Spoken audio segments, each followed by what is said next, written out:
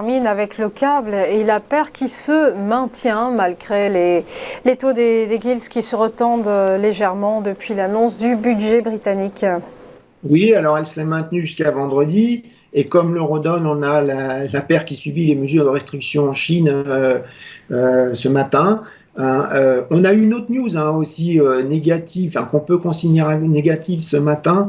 La Banque centrale chinoise qui déclare supporter les prêts immobiliers. Bon, si elle en parle, ça veut dire que c'est un sujet de préoccupation en Chine. Voilà. Donc à moyen terme, quand même, le câble est potentiellement vulnérable. Il y a les ventes au détail au Royaume-Uni qui sont un rappel pour nous, pour les investisseurs, qui nous indiquent que le pays va entrer en récession dès ce trimestre.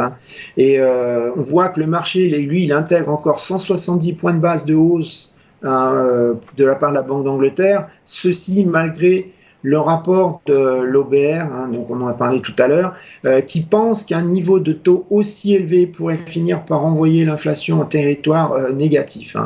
Alors, si on regarde bien comme support, on a un support intermédiaire à 1,1720, c'est une résistance qui avait été vue en août dernier. Plus bas encore, on a 1,1475, c'était le niveau de support avant la démission de Boris Johnson, et surtout c'était une zone d'hésitation entre support et résistance depuis septembre 2020.